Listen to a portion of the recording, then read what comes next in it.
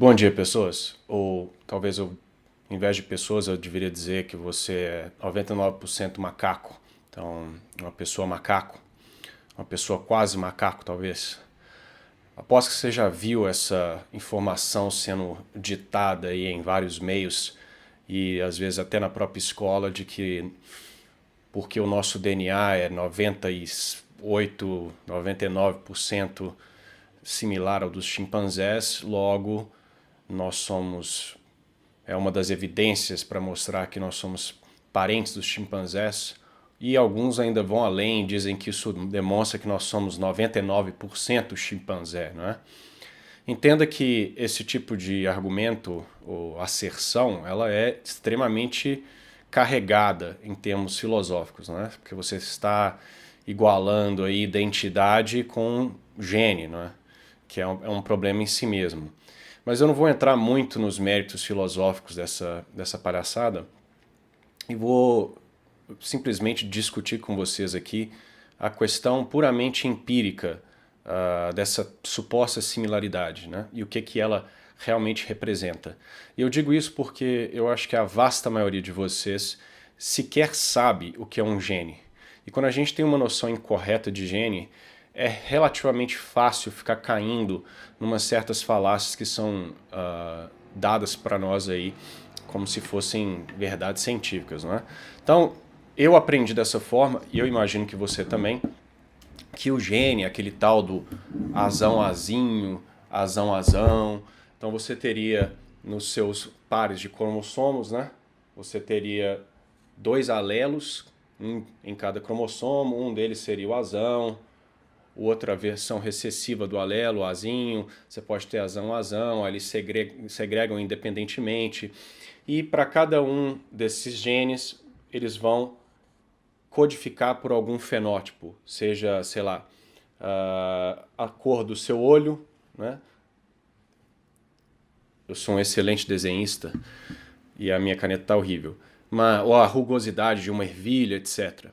Então cria-se essa ideia de que um único gene é responsável por um grande fenótipo, não é? E que nós somos esse conjunto de genes, essas unidades extremamente simples da natureza, que são diretamente responsáveis a cada um desses aspectos morfológicos, fisiológicos do ser humano. Olha, já te aviso que isso aqui é uma besteira. Isso aqui é o tipo de biologia que se fazia há 120 anos atrás, tá? Ainda que eu tenha sido ensinado isso daí, essas leis de Mendel, etc. Isso aí, quando isso aqui foi desenvolvido, a ideia de, o DNA nem era conhecido, né? Não existia biologia molecular. Essas eram unidades teóricas que foram extrapoladas baseado ali nos trabalhos de Mendel, mas isso aqui não representa a realidade, tá? E por que não se representa a realidade? Qual é o conceito moderno, por assim dizer, de gene? Vocês vão perceber que esse, até do ponto de vista moderno, definir um gene é um problema seríssimo, porque não é tão simples.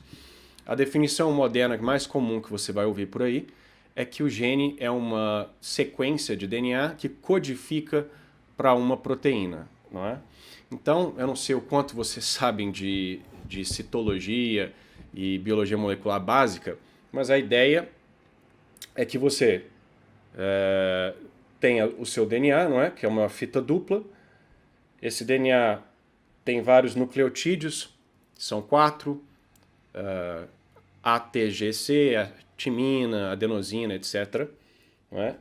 E eles têm... que coisa horrível esse pincel, viu? Mas enfim, eles têm um nucleotídeo equivalente do outro lado aqui, né? Então, a adenina sempre pareia com timina e assim por diante, tá? Então, durante o processo de transcrição do DNA, você tem uma enzima, eu estou simplificando o processo, obviamente, você tem uma enzima, que é uma proteína que vai correr uma dessas fitas e produzir uma fita equivalente de RNA, que a gente chama de RNA mensageiro.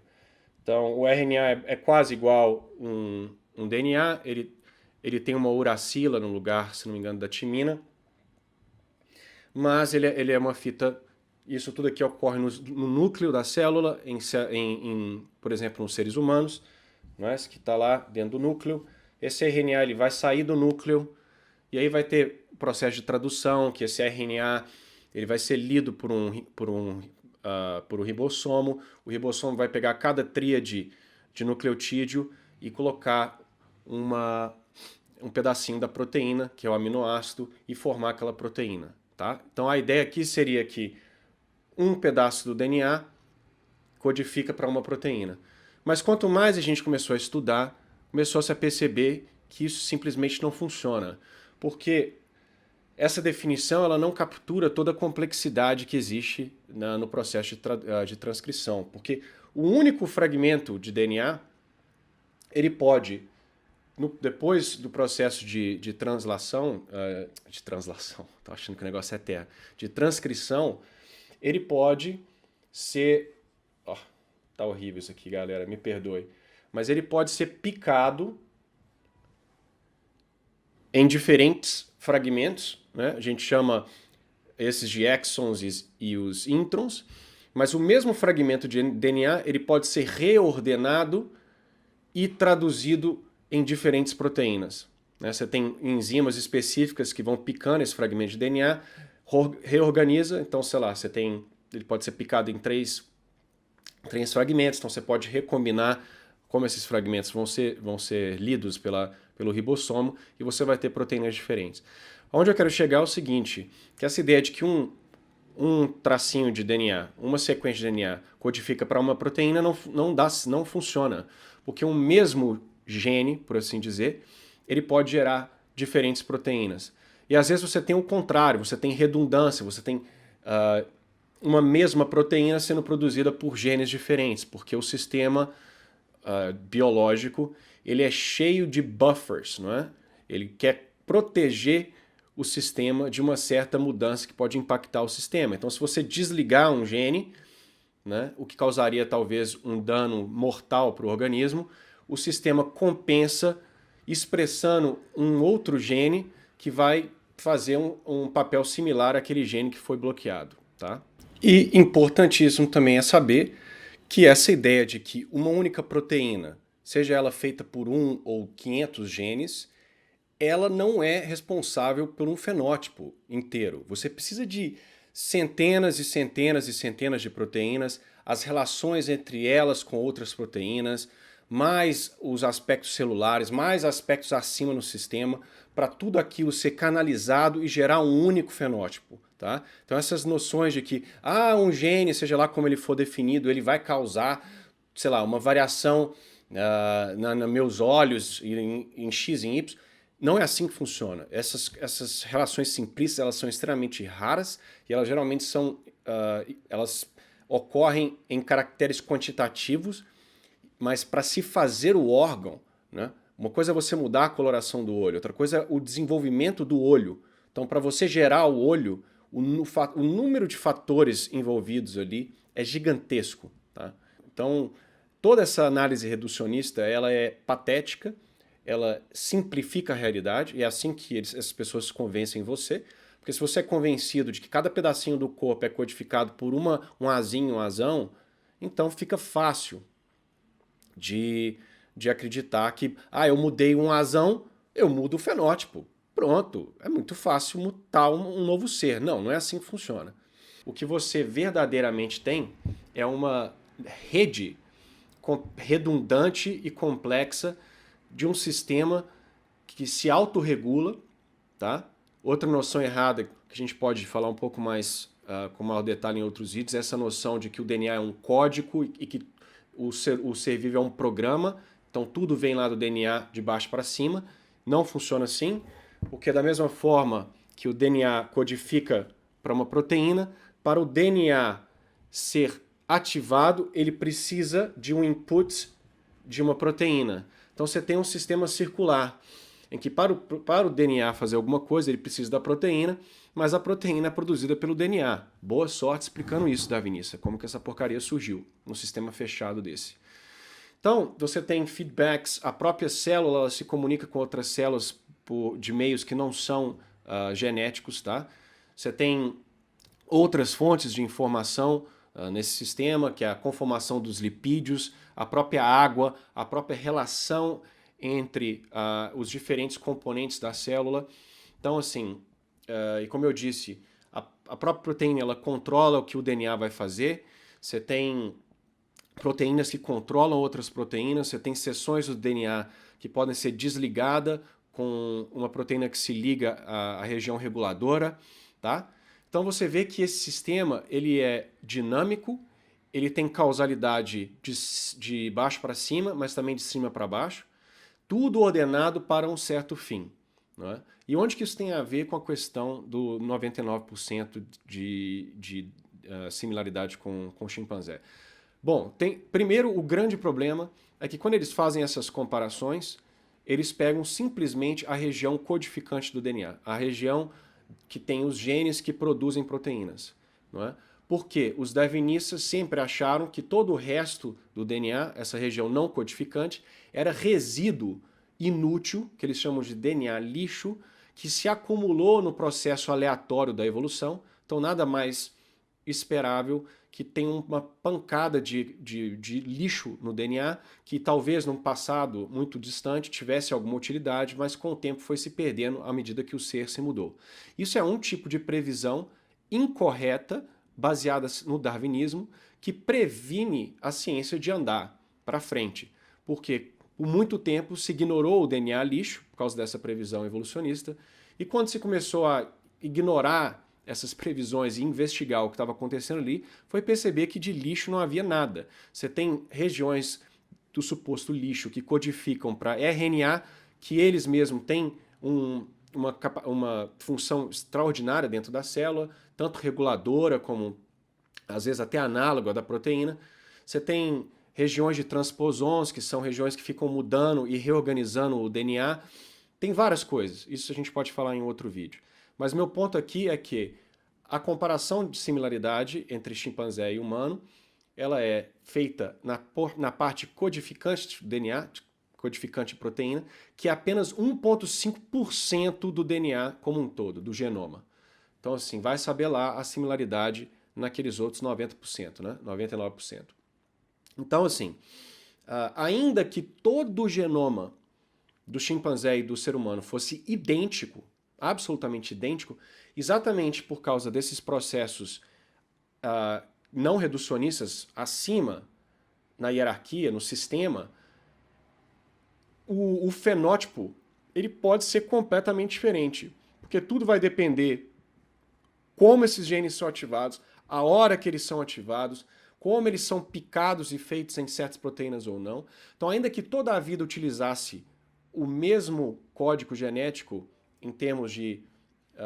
é outro problema que eu também não vou entrar nesse argumento, que essa ideia de que a vida tem um código genético universal também é mentira, tá? Você tem diferentes códigos genéticos na natureza. Por exemplo, a sua mitocôndria tem um tipo de DNA que não é o mesmo do DNA do núcleo. Então, assim, mas ainda que a sequência de DNA fosse idêntica em todos os seres vivos, você poderia ter bichos com fenótipo completamente diferente simplesmente pela forma com que o corpo fosse utilizar essas sequências e codificá-las de uma forma ou de outra. Então, assim, você dizer que a similaridade, quando ela existe, da sequência, ela implica que você é X% daquele outro bicho, isso está completamente errôneo, do ponto de vista filosófico e puramente empírico. E também é uma pressuposição da sua teoria, não é? Que essa similaridade ela vai implicar necessariamente em uma ancestralidade comum. Enquanto que, na verdade, simplesmente pode significar que diferentes seres utilizam de uma mesma base, não é? Por exemplo, vamos supor então que Deus tenha criado os seres. Não estou dizendo que criou, mas vamos supor que tivesse. Por que ele teria que criar para cada estrutura, até quando elas são análogas em termos de função, em termos de similaridade estrutural, etc. Por que ele teria que fazer um código específico novo para cada uma delas? Por que não deveria haver proteínas similares entre os seres, se eles estão produzindo algo a nível molecular que é idêntico, entende? Então, se você faz um argumento que não, se o Criador existisse, ele não teria feito dessa forma, você está fazendo um argumento teológico, isso não é um argumento científico. Isso é um argumento que você teria que justificar teologicamente o porquê que Deus, sei lá, por necessidade ou por alguma coisa que ele disse nos escritos da religião que você está querendo criticar, que ele está obrigado a fazer a vida da forma como que você diz. Então perceba que as premissas darwinistas, às vezes, elas, na sua vasta maioria dos casos, ela impede o andamento da ciência porque ela parte de uma premissa errônea, tá? O caso do DNA lixo é uma delas. Isso aí, sabe-se lá o tanto de coisas que a gente já poderia ter descoberto até o presente momento e não foi por causa dessas premissas incorretas, não é?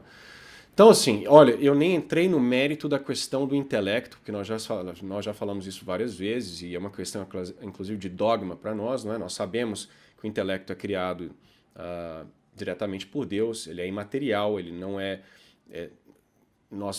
a parte humana que é similar a Deus, então, assim, existe um buraco infinito entre nós e um chimpanzé, existe um gap ontológico gigantesco. Então, só por isso daí você dizer que você é 99% chimpanzé já seria um absurdo, porque aquele 1% na verdade é 1 trilhão de por cento em termos de capacidade, não é? Então, assim, se os caras querem achar que eles são primos dos chimpanzés, isso aí não é problema meu, mas então use algum argumento que realmente funciona.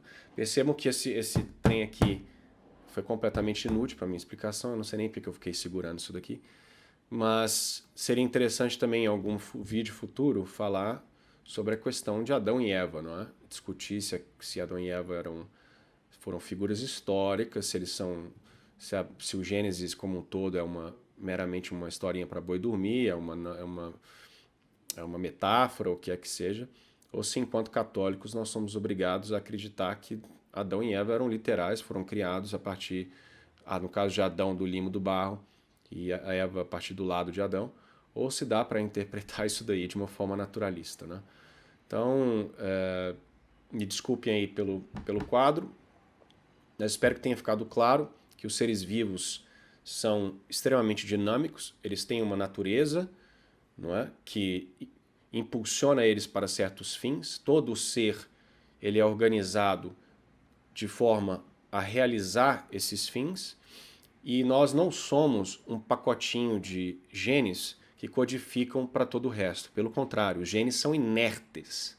Eles não fazem nada sem a proteína utilizá-los. Então eles são mais um database do que um código, tá? Eles estão ali, inertes, e são utilizados pelo organismo para o organismo, e não vice-versa, como, por exemplo, Richard Dawkins diz que nós somos meramente veículos de genes, não é? Nós somos quase que um epifenômeno de genes, os genes nos controlam, nós não temos livre-arbítrio, e os genes nos utilizam para se reproduzir. Ou seja, ele dá uma conotação de Deus para esses fragmentos de DNA, que é uma coisa absurda. Então é isso. É um vídeo, obviamente, simplificado. Se vocês acham que algumas desses conceitos têm que ser explicado com maior detalhe, eu fico feliz de fazer outro vídeo. E fique com Deus. Até a próxima.